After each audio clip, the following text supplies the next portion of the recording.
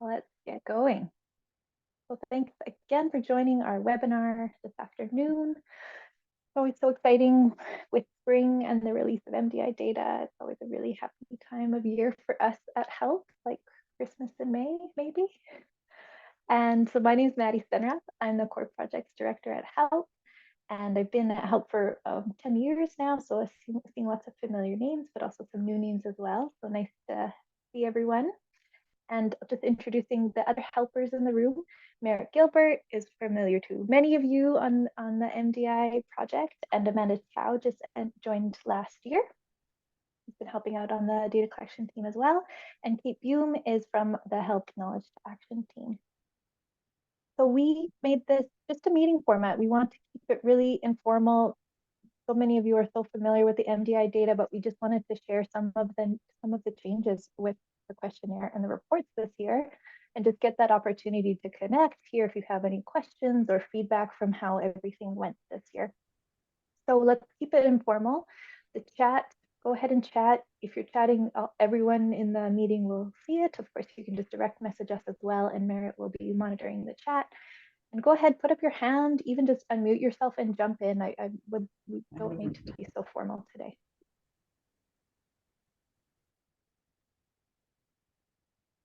So starting off with, in a good way, by acknowledging that HELP's work at the UBC Vancouver campus, taking place on the traditional, ancestral, and unceded territory of the Musqueam people.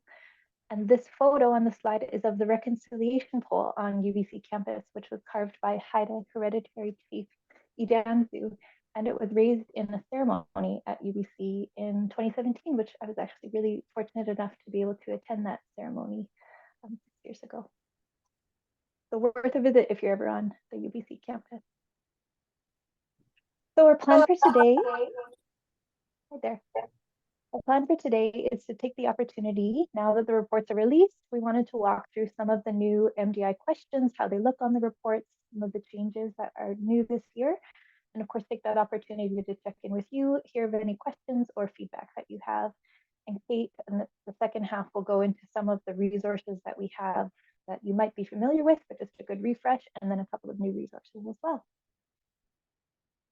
So we're just focusing in on the MDI today, but of course, acknowledging that the MDI is part of this broader monitoring system spanning from the early years into adolescence, capturing experiences, developmental health, and well-being through different perspectives. Today, we're focused on children and youth perspectives, but we've also captured parent and educator perspectives in our other tools as well.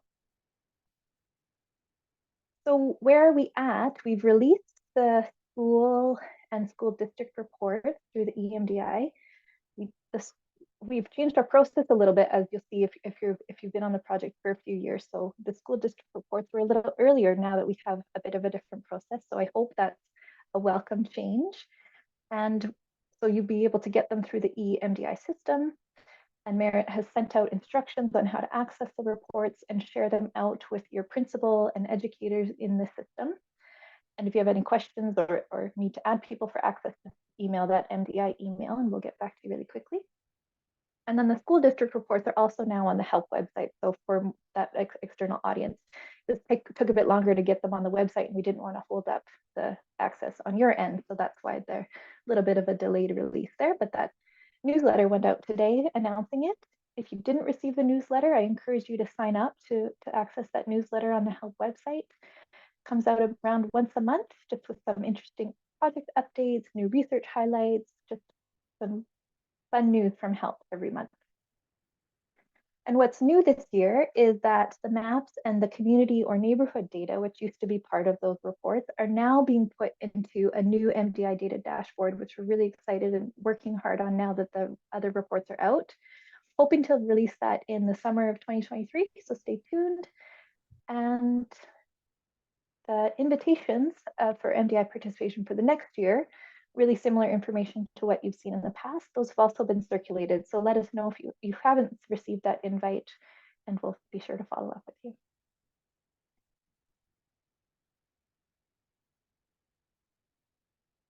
So here is just a preview of the EDI data dashboard, which was released earlier this year. So if you haven't had a chance to look at that, I encourage you to look at that dashboard.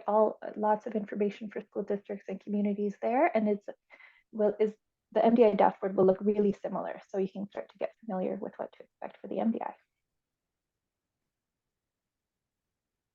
So here's the map that if you've been to an MDI webinar before, we show and are so happy to see there's an extra square filled in this year. We did have one new district join the project. And as you can see, it's also the biggest year for BC data collection that we've had to date, with over 42,000 students participating across the province and a few thousand outside of BC as well. So just pausing to really acknowledge the huge support we have from schools and school districts in participating in this project, and obviously finding value in capturing this information from the perspectives of students. So just a huge gratitude, acknowledgement from our end that we love partnering with you. We have such good relationships and such great partners to make this project so successful. So I mentioned outside of BC, we do just want to acknowledge there might be a couple of people outside. I think Ontario's on the call. We have some data collection in school districts out of BC, both in the Yukon and the Northwest Territories and in Ontario. So we won't be talking about data outside of BC, but it's a good comparison for districts from other jurisdictions to see the large BC data set. So a bit more on participation, just to give you a sense of what it's looking like with the different grades. So 3 years ago, we offered the option to choose which grade from 4 to 8, really coming from feedback from districts that they wanted a bit more flexibility to choose which grades worked best for their context. And you can see in the past couple of years, many districts have started to shift towards grade 5 and 8, but still getting a few thousand students in the other grade levels as well. And then the other part across the project I'd like to highlight is the 80% participation rate. We're really heartened about this participation rate. It's showing that we're capturing most of the voices of children and we're getting a lot of uptake in the school system. Of course, acknowledging that the project is voluntary, so we do have the option for parents and students to withdraw, so we would never expect this to get to 100%, and we're really happy with the coverage that we have. There's just the list of districts that participated, 35 districts in the past year. And again, on the participation rate, if you'd like to look at your specific school district participation rate, it's right in the report. So it's average of 80%, but knowing that some districts have higher and some on the lower end. So just keeping that in mind when you're seeing how much of the student population the questionnaire, the report is representing. Maddie, that's a really hard slide to see, which is my fault. But so this is the demographics page of a report. Thank you. Okay, so then I won't get too much into the background of the MDI and what it measures. I feel like most of you have had that information before, but if you're a bit newer and you want to refresh, there's a lot of great introduction resources on the MDI and the different measures and how they all fit together on the Discover MDI website. So I'm just going to skim right over that so we can get to the new changes in the report. So again, 5 dimensions on the MDI. So these are 3 of the 5 dimensions and all of the measures within them. So there's the first 3 and the last 2. So a reminder that we did shorten the survey a little bit this year, meaning we did get rid of a few questions. Not an easy decision. If anyone remembers Kim talking about having obsessive measurement disorder, OMD, but we still have coverage across all 5 domains on the MDI, and we're still able to get the same sense of the different aspects of development and experiences in the early years. So as a reminder, we will show some highlights from the Wellbeing Index and the Assets Index. So just a reminder of what is in the Wellbeing Index is that we're focusing in on thriving, knowing that the MDI is a really strengths-based focus. So thriving are those children who are reporting positive responses. So they're feeling high levels of optimism, high levels of self-esteem, happiness, good general health, and low levels of sadness. So those are that's the thriving definition. So here are the 5 well-being index wheels for all 5 of the grades in BC this year. So you really, almost like we planned it, but you can see just a slight decline in the proportion of thriving from grade 4 to 5 to 6, 7, and 8. That's what we typically have seen across the project when we started spanning out to those 5 grades. For important context to keep in mind when you have perhaps participated in more than one grade on the district, that the older grades tend to have lower thriving rates than the younger grades. And as a little bit of a preview for the dashboard that we were mentioning, we know that we have so many great partners on the MDI who collect year over year or every couple of years and have many years of data to look back on. And knowing that it's not so easy to do that with our current reporting of just annual reporting by grade. So here's just a bit of a preview of what we're hoping we can show in the dashboard of being able to see how your students are doing across the grades and over the different years that MDI data have been collected. So if you had to draw a line on this graph, it would start much higher in grade 4 and lower in grade 8. And then even seeing slight declines over time, particularly in the older grades, is what we highlighted in last year's webinar, looking at the trends over time and also seeing that same slight downward trend in the older grades and in the past few years. So more to come on that too. We want to get the reports out really early in the spring, but knowing that we're doing more research and analysis on our end and are hoping to do a more research and trend-based webinar, public webinar in the fall. So stay tuned for more information on that. And then the other index on the MDI, the assets index, and we know that assets are strongly related to well-being. And knowing that the MDI report is put in a really actionable way, and that knowing that focusing in on assets, we know will go some ways to improving the well-being of students. So these are the 4 assets as part of the asset index. Connectedness is big here, both with adults and other peers, as well as nutrition and sleep behaviors and participation in out-of-school activities. So noting, I'll get a little bit more into this on changes in that this is the one asset that's changed this year. The rest of them have remained consistent, no changes in the questions, but we've expanded from just focusing in on the after school time period to any kind of activity outside of school, so either in the evenings or weekends in addition to the after school time. So again, the 5 grades with the assets index and seeing a little bit of a similar trend in darker, meaning greater presence of assets, the metaphor of the richness of the soil, and then getting a little bit lighter in the older grades to a bit sandy in the grade 8 asset index.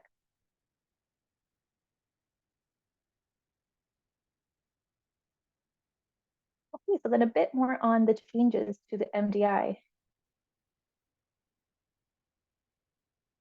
So overall, we have shortened the questionnaire, maintaining coverage across the 5 dimensions.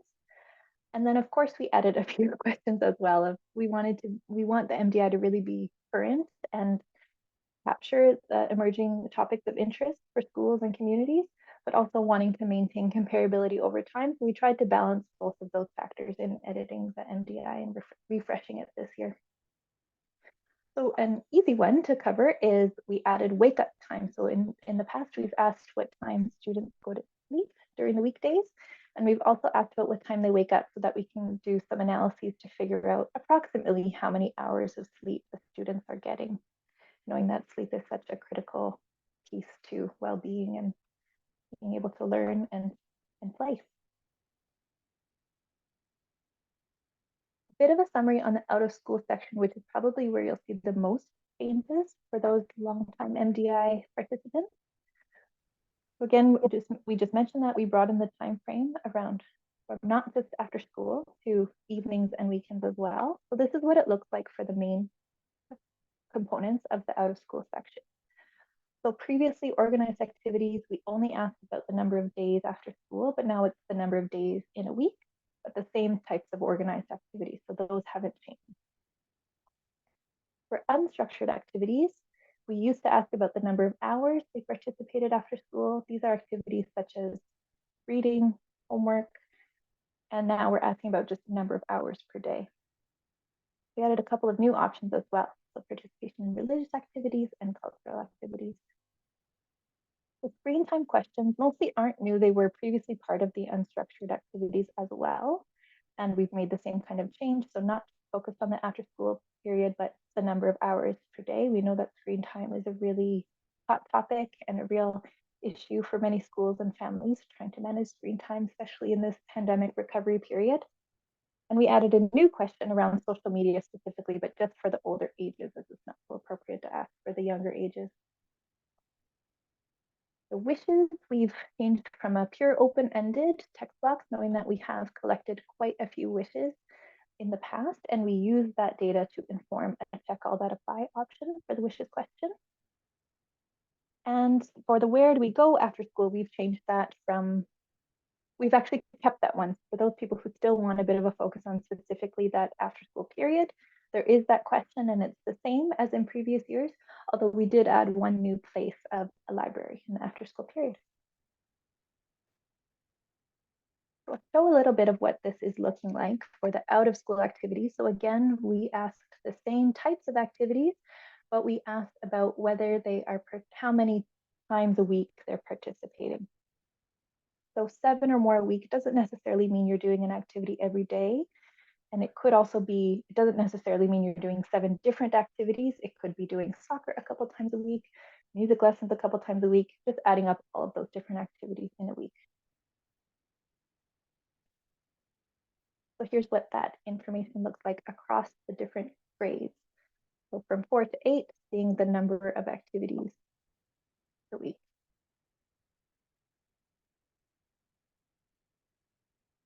Here is the wishes, again mentioning that we went from pure open text box to close-ended responses. And what we were happy to see is that in general, children chose more responses. Part of that effect of just seeing all of the possibilities in that time period means that they selected a few more, but the top 2 that were in the open-ended version are still the top 2 in the closed-ended. So by and large, students are reporting that they want to do more physical and outdoor activities and have more time with friends and playing, those kind of responses. Highlighted here is the new social media question, again, only on the older ages, so you'll only see it if you've done grade 6, 7, or 8 in those reports, and it's showing the hours per day. So from students never participating in social media to less than 2 hours most frequently, but some in the 2 or more than 4 hours category as well. So that's the after school, just a couple more, and then I'll be ready to pause and get a bit of feedback and break for questions. So we also wanted to capture daily physical activity. We want to align with public health guidance to make it really easy for schools and other public health partners to use this data to inform other reports and recommendations. So this is a question that captures that daily physical activity. So the guideline is to have at least, for this age group, at least 60 minutes or an hour per day of activity that kind of makes your heart increase, makes you sweat or breathe harder, and seeing 20% of students reporting that they got that activity. This is the grade 5 example. Not too much different, not too much of a difference across the grades in this response so far. And then the very last questions on the MDI that we added are around climate and environmental concerns. So we've added this knowing that children may be learning about climate change in schools, of course, hearing about it in the media, but also might be experiencing extreme weather events in communities. So in looking to the literature on this topic, which we've cited in the reports, we're really balancing that it's important for children and youth to be aware of climate change, but of course there can be mental health impacts with feeling worried and perhaps powerless. We thought this was an important question to ask about the 4 different environmental concerns issues.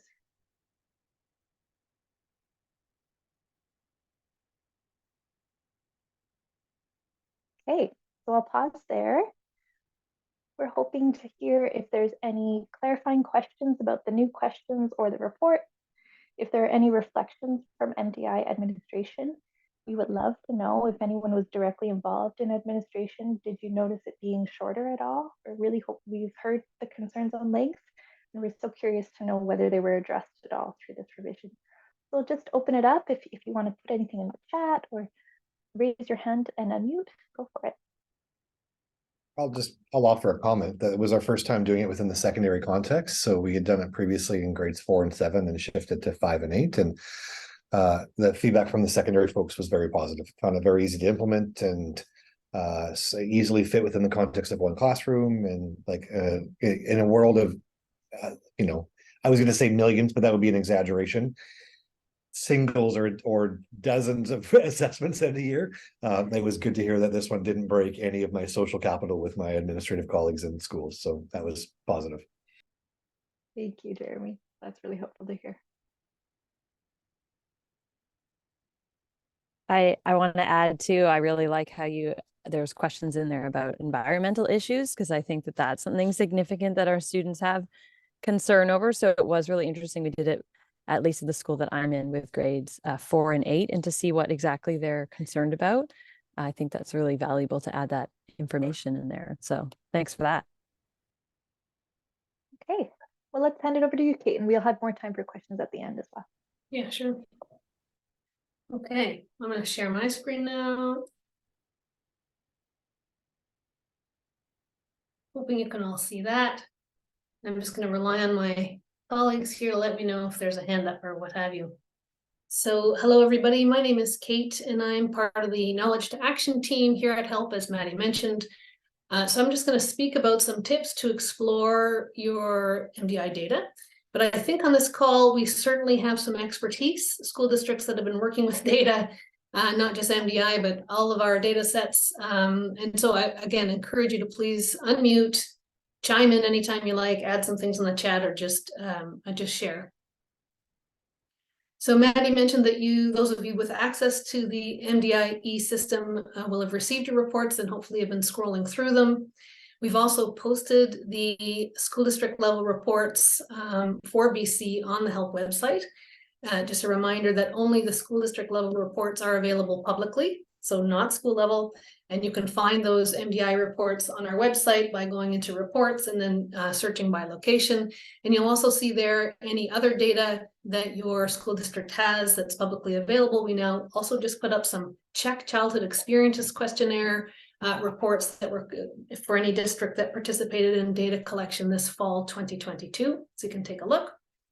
To find the YDI or the Youth Development Instrument reports, you'll see at the bottom of the page, and we'll add it in the chat, that you'll need to go to the SFU Chart Labs website. The YDI is administered by Dr. Hasina Samji, who is out of SFU and the BC Center for Disease Control, so you can find what reports are available, and similarly by location you can search reports that way. So in this conversation about exploring your data, using your data, we would suggest that it's helpful to start with the big picture story. At HELP, we do try and provide a webinar about data trends at the project or provincial level when data is released. The latest such webinar was the MDI last year, the 2022 one that Maddie mentioned, and we put it in the chat, but maybe we'll just put it in again. And in that one, June 2022, the principal investigator, Dr. Eva Oberle, provided an overview of MDI data trends over time, and particularly in these pandemic years. But also we, this year, put out a webinar, provided a webinar, and that we now have the recording for EDI Wave 8, and one with Czech data from 2022, trends over time, how we're using research with EDI and Czech together. So we're going to put those links in the webinar if you're interested. But that big picture story can be helpful. So you start there and then see your data in context that way. And I think Maddie's slides that she showed around those thriving rates is a good example. Like if you're noticing grades for thriving just goes down and down by grade. This is a big picture thing we're seeing. So if you see that in your own data, you're not thinking it's just your community. So that's why we suggest starting with the big picture. So the other thing we want to say at the top is that getting familiar with data and reports takes time. There's so much information in these MDI reports that it does giving yourself some time and space to get used to them, to even if you've been with MDI data before, they do take time. And we do recommend starting from a place of curiosity, even if you've had data in the past. Resist jumping to conclusions or seeking immediate explanations or thinking of actions right away, but really taking time to see what comes up. And some questions that just to help you with that exploration. What stands out for you? What surprises you? Maybe what doesn't? And thinking that these are youth voices. So what are the strengths identified by youth in your district and what challenges did they identify? So noting that youth perspectives on these issues may be different from the perspectives of educators or caregivers or other adults in the community. And again, we talked about that big picture, but data are also best understood in the context of your own community. So thinking about contextual factors like what's been happening across the district in the last few years, Maybe there's new programs, initiatives, or policy changes. And one that comes to mind for BC is we now have the Ministry of Education and Child Care. So certainly lots of school districts are managing what that means in this new space. So are there policies or initiatives that are happening that may impact the data? Of course, what might have the impacts of COVID might have been. Some of the things that we've heard across the province are that there was just less activities available or changing availabilities of services and programs for children and youth, and really seeing this year as the first year of being free of some of those restrictions. So how does that impact your data? And then once you've done some initial exploring and noted what data stands out for you, what themes are resonating, you can start to consider what might you use this data for? What's the purpose? And so things like supporting generative dialogue, and we'll talk a little bit more about that. Maybe it's going to inform strategic or action planning. It certainly is an excellent data source to support cross-sector partnerships, or for maybe funding applications about new initiatives in your district, or perhaps advocacy about an important topic or concerning trend. And the one that immediately comes to mind for me is social media. You'll see throughout the MDI reports, there are these little brief research summaries, and they too might inspire a particular theme. If you're new to MDI and you're wondering, oh my goodness, there's so much, where do I start? Even looking for those research themes that talk about why is this topic even included in the MDI? Why is it important for youth? They might inspire a focus. And as we come out of the pandemic, certainly strengthening opportunities for connection, whether that be, between students or between students and teachers, or schools and communities that were certainly disrupted over these last 3 years. This is maybe an area to focus on as a starting point. And we would say that making space, we know time is not something to even say out loud on a school district call because you don't have any. And yet we're going to say, try and make some space and time to explore this data with others. And we really strongly say that talking about the data with others is an action in and of itself, and it fosters connection. So you might want to start that exploration with the school administrators, teachers, staff, but even having youth themselves look at the data and reflect on what they see in their own responses in the data. And certainly, especially right now, youth health and well-being is of interest beyond the school system. These reports can be a powerful tool in bringing together a variety of folks. So maybe it's government, health authorities, parents and caregivers. And even just thinking, we saw that high participation rate of 80% across all districts. And of course, that will vary by community. But still 80% means that 20% of children's voices are not represented in that data. And so it's another reason to bring the data to others and have different perspectives on it. To just think about what might be missing, what might not be included in the experiences that are in your data based on who might be missing. And then this exploration can be framed as an opportunity, as we've already said, to engage youth voices. It's a platform for thinking about youth health and well-being, and even having a common language for that conversation. And certainly one of the things, for 20 years, this data has been used across BC. And it's actually, I think, helped success has been that these data, whether it's MDI or EDI or CHECK or whatever, have been excellent ways to bring cross-sector, cross-organization conversations. And in fact, note, this is a shared responsibility. It certainly isn't schools alone that can do for children and youth. We need collective responses, and the data help to say this is a shared responsibility across our communities. So the Discover MDI website has just a ton of resources to support this entire process, from data exploration to action planning. There's things like PowerPoint templates so that you can put your data in and find ways to share it. There's detailed workshop materials if you are going to gather a group of folks together and you want some step-by-step examples or activities to use for that. How do you pick a theme and questions to unpack that area with others? We have that information. There are videos, there are research briefs to support it.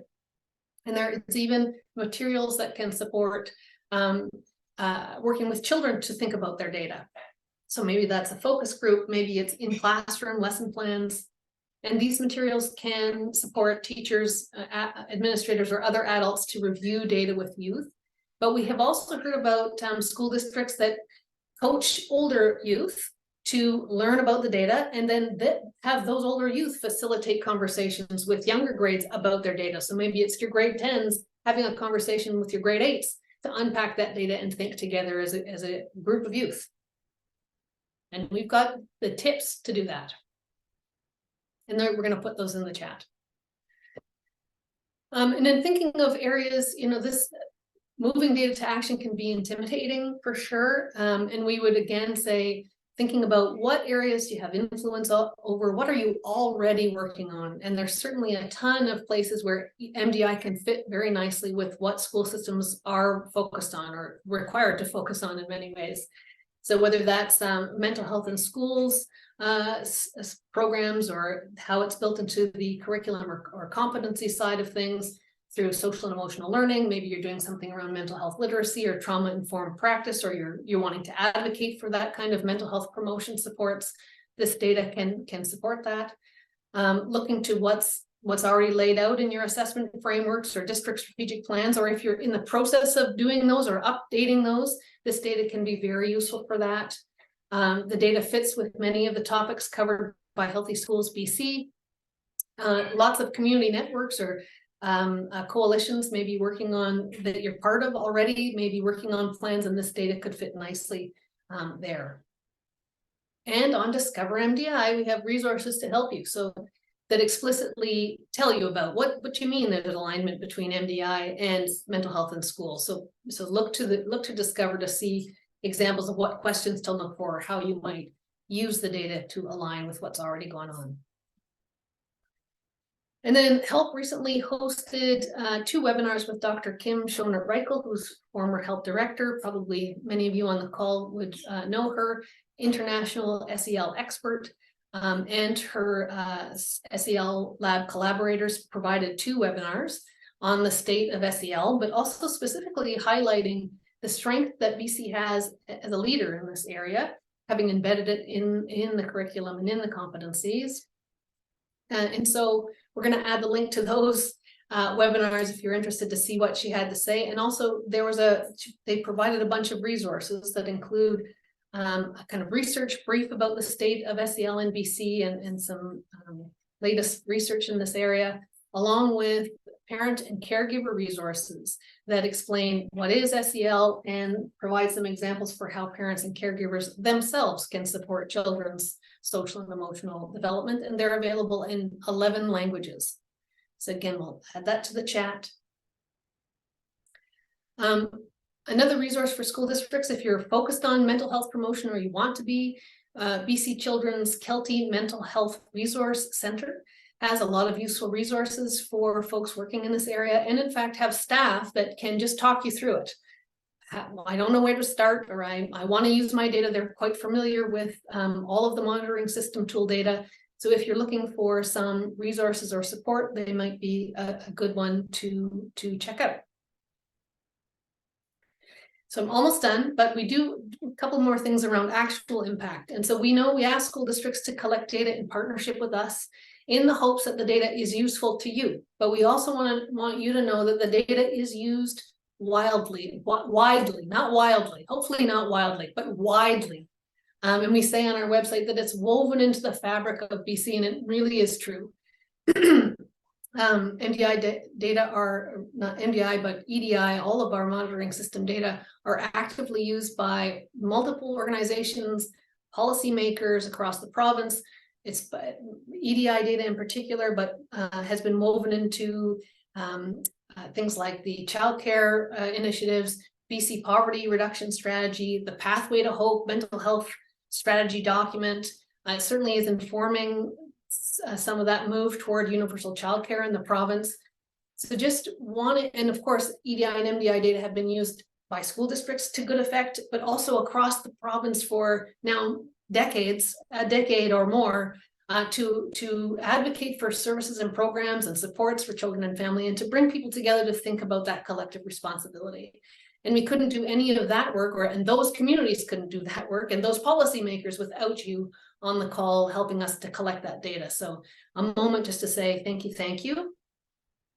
And then the last couple of things I just wanted to share are some actual examples of data in action resources. So today we released a new resource through our newsletter, and we put that link to an early, if you're not getting our newsletter and you want it, we'll show you where to sign up.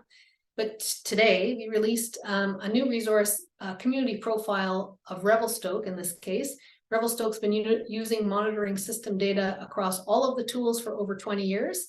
And the point of this resource is to highlight how have they been using that data to good effect? What are the differences that have made a difference in Revelstoke? And some of the examples are how deeply they use monitoring system data to support and facilitate connection in their district. So some examples are how they used it with how they use the data to bring it back to youth, to have youth voice in the school district, but also in the community at large. How they have shared the data widely in newspaper articles and in newsletters to parents and families so that it's out in community and people are familiar with it. Another quick example is how they've worked with the municipality to ensure low barrier or no cost out of school opportunities for youth after school stuff, but also for families with young children. And so really it is a story of active data use, cross-sector conversations over many years, and just highlighting some really sort of positive examples of what that can look like. And we know, as I said, people are on this call that are active users of our data. If you have a story you want us to profile, or we want to profile you, is more what I want to say, please do reach out with your stories, and we'd like to get them up for other people to see. A couple of other quick examples. This is an old one, but a good one. A story about Pacific Rim using the MDI data almost 7 years ago. Noting that the percentage of grade 7 students in 2013-14, 53% saying that they had no important adult that they identified in the MDI, really sparking worry and discussions about how to rectify that. And so, in fact, so much so that it was embedded as a district-wide mandate, allowing schools to build a strategy with their staff to figure out what they wanted to do about this. And an example would be to look at the list of students in grade 7 and ask teachers, do you have a relationship with these teachers, or students rather, identifying who really few teachers or no teachers had relationships with, and then intentionally building relationships with kids casually, but really being aware of who are those kids that might not have connection, and then making an intention around it. It's not a program, it's not a service, it's relationship. So we know that's important. But this is so powerful. I love this graph, because then they saw the changes in their percent of grade 7 students that identified they had no adults, starting at 53% down to 22%. This is older data, but still they love this graph. And the percent saying that they had 2 or more adults, going from 34% to 67%. And then last thing I'll mention is an initiative out of School District 46 Sunshine Coast, using the data, MDI data, noting that only 4% of youth in the district bike to school, but 25% indicated that they wished they could bike to school. And that prompted the district to focus on an active travel initiative. So they applied for funding and received it to do something around road safety. And I think where they're moving into expanding their best routes to school active transportation maps. And then they're going to host a collection of activities like active travel months and bike safety training, bike trains and walking school bus pilots, that kind of thing. So the data, these are just small bits of many examples. I'll stop talking now for real. And if there are other people on this call that have other examples, we'd love to hear from you, or questions, whatever you'd like to share. So maybe I'll just pop my slides off so we can see everybody. Any questions or comments? I do have a question, and it's not directed at you folks necessarily, but I know that we got the request or the invitation to participate next year. And a question I have is, in the spirit of data gathering, like, are you folks having conversations with the Ministry of Education and Childcare? Because I think like a barrier to us doing it every year is the cost, right? Like, and I think it's totally worth the money. But when I'm looking at budgets over time, I end up positioning it kind of like once every 2 or once every 3, but you can see the benefit in terms of maintaining momentum behind the conversations. And so I just wasn't sure if you were aware of conversations happening with the Ministry of Education and Childcare. Like I know YDI being free, because they're in that kind of like pilot phase, it's easy for me to say, yeah, sure, we'll do it again next year. That sounds great. But not as much so with the MDI. So just, it was, again, I don't need the answer to be here, but more just around if that had been a consideration. So Maddie, you want to take that? Yeah. We're actually going to Victoria next week. So we'll be sure to say Jeremy Church would really like you to pay for the MDI every year. perfect. Put me down. No, it's great. We're active conversations, certainly, and just knowing not even just for the MDI, finding out the best way to fund the whole monitoring system in the most effective way so that we can have great data for schools, linkage potential to really expand our research findings. And where BC just is such a leader in this already, but we know that there's just so much potential with having not just the Ministry of Education, but we're talking to multiple ministries, because we know this is very relevant for, as we have, I think at least 5 ministries that we're trying to reach out to make sure they're aware of our data and learn about what their needs are, and also sharing the school district and community health authority needs as well. But we would encourage you, Jeremy, and you know, to let your contacts at the ministry know if you'd like this data, because it is helpful for us to advocate, to say, no, for reals, other people want the data. And even though it's not that much of a cost, it is a barrier when you're trying to do multiple grades and keep it up. Yeah, go ahead, sorry. It's certainly tied into my last piece of feedback around the ease with which it implements. Like the barrier becomes the cost. Like it's not about trying to find ways to land this in classrooms and the arduousness of it, like other assessment pieces. So it intersects with it's actually very easy to implement. The infrastructure is there. So yeah, I'll keep rattling chains in other places for sure. So thank you.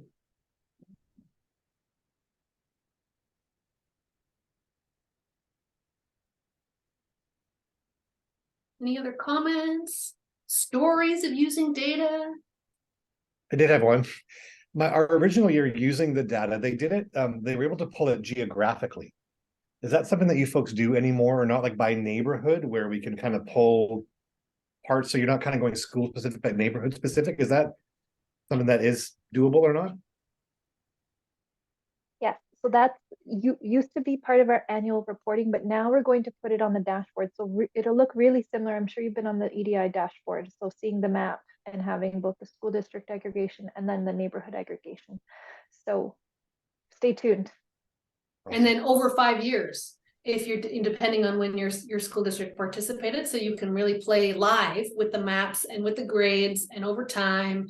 And we know this is for those districts that have been doing it multiple years, this is what they were hoping for. So we saved those maps until the dashboard is released, and we're hoping for summer to show it.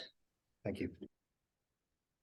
I have a really general question that's maybe like, I don't know, overly reductive or something like that. But we've been between EDI and MDI. I mean, we have such kind of a rich data set across the province over such an extended period of time.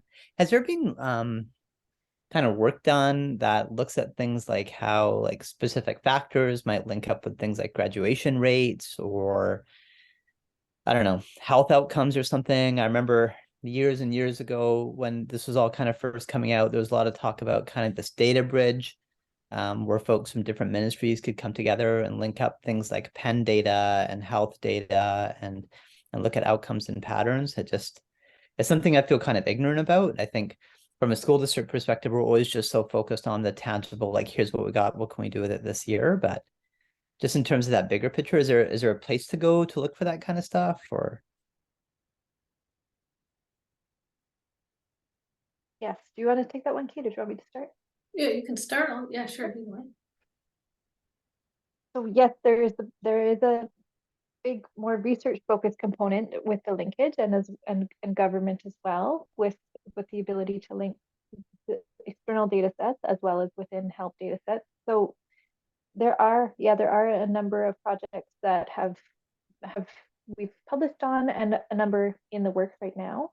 So there is some real interest in looking at graduation outcomes now that we do have some kids kind of leaving the system. We are able to do those kind of linkages.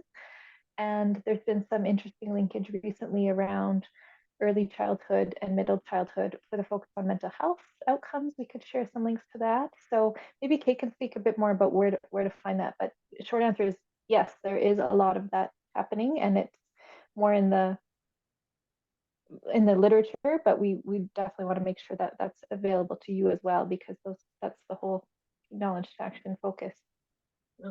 So we have a new website as of September, and we're just trying to figure out, right, this is the kind of stuff we want to have now a platform for to help. How is this data being used? And so some of that linkage that Maddie's talking about, we've done quite a bit around linking EDI to MDI and seeing, yeah, the kids that are vulnerable in kindergarten, turns out they're less thriving, more likely to be less thriving in grades 4 and grade 7. But really with the release of Wave 8, it's the first time we've had 20 years of data. And so the research is ticking up. And we have some faculty that are coming back from sabbatical in September that are going to be focused on exactly what you're talking about. What are we learning over time? But it takes time. We've only now had the 20 years of data, and now it takes time to do that research. But you're highlighting for us, we do present this in bits and pieces. We did some of that presentation in the Wave 8, some of it in the check to EDI webinar that we put a link for. There's some talk about what we've learned from that research, but there's not a place on the website to go and find it. And you're making me realize there needs to be, not just in our presentations. So it's in the works. And that's the point of having this, the opportunity through the website to highlight what are we learning over time.